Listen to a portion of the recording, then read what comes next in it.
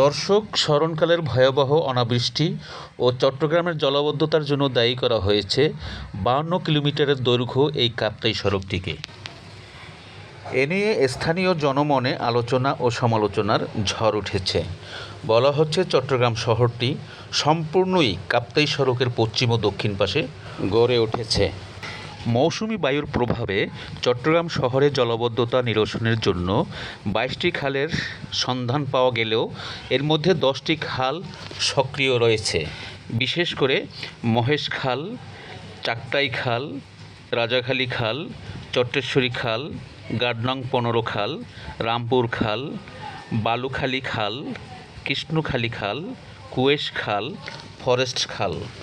১০টি খালের কথা সক্রিয় আছে বলে বলা হলেও আসলে সরেজমিনে অনুসন্ধানে দেখা গেল যে খালগুলো ভরাট হয়ে গেছে, ময়লা আবর্জনায় স্তূপ হয়ে রয়েছে, খাল দিয়ে পানি চলাচল করার বাধা সৃষ্টি করেছে। আপনারা দেখতে পাচ্ছেন এটা পশ্চিম মহড়া গোলাপের দোকানের দেওয়ান মহসিন সড়কের উপর দিয়ে পানি যাচ্ছে, কিন্তু খাল দিয়ে পানি যাচ্ছে না, কারণ খালের ময়লা স্তূপ কচুরিপানায় ভরে আছে। এই খালের সংস্কারের কথা বলে অনেকবার এখানে লোকজন এসছে, সিটি কর্পোরেশন থেকে ভেকু নিয়ে এরা কিছু পরিষ্কার করছে, কিন্তু খাল খননের ব্যাপারে তারা সম্পূর্ণ উদাসীন। দর্শক, একটু পরেই আমরা আপনাদেরকে সেই কর্ণফুলী নদীতে আমরা নিয়ে যাব। সেখানে দেখব এখন বর্তমানের পরিস্থিতি কীরকম। সেখানে নদীটা খালি, আপনারা দেখেন, এই যে মনে হয় যেন নদীর পাড় থেকে পশ্চিম পাড় থেকে প্রায় ১০-১২ ফুট পানি নিচে, অথচ এদিকে শহর এলাকা ভরপুর, সব জায়গায় কানায় কানায় ভরে আছে। আর কর্ণফুলী নদী যে কালুঘাট ব্রিজ আপনারা দেখতে পাচ্ছেন, এখানে দেখা গেছে ভাটায় শুকিয়ে গেছে, নদীতে পানি নেই, কোনো বন্যা নাই, বন্যার প্রভাব আছে বলে মনে হয় না। দর্শক, সমুদ্রপৃষ্ঠের পানির উচ্চতা যদি ৩ ফুট বেড়ে যায় তাহলে স্থলভাগের অধিকাংশই পানির নিচে তলিয়ে যাওয়ার সম্ভাবনা রয়েছে।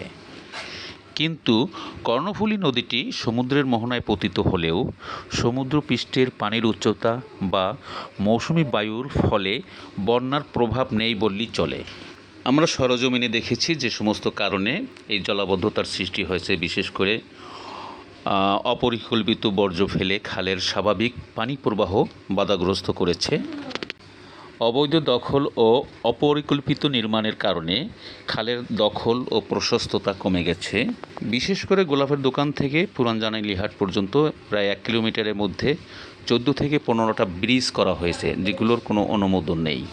যে কারণে এখানে কচুরিপানা এবং ময়লা আবর্জনার স্তূপ লেগে থেকে পানির তোর কমে গেছে, পানির স্রোত কমে গেছে এবং বাধা সৃষ্টি করেছে। আর আস্তে ধীরে ধীরে খালটি ভরাট হয়ে গেছে, যে কারণে মৌসুমী জলবায়ু অনাবৃষ্টির কারণে জলাবদ্ধতার সৃষ্টি হয়েছে। এছাড়া গোলাপের দোকান এলাকায় কাপ্তাই সড়কের নিচে যে কৃষ্ণখালী খালের উপরে যে কালভার্ট রয়েছে, এই খালের নিচেই রয়েছে গ্যাস লাইন এবং টিএনটি লাইনের দুটো পাইপ, যে পাইপের কারণে যথেষ্ট পরিমাণ ময়লা আবর্জনা সরবরাহে বা পানি চলাচল করতে বাধা সৃষ্টি হয়েছে।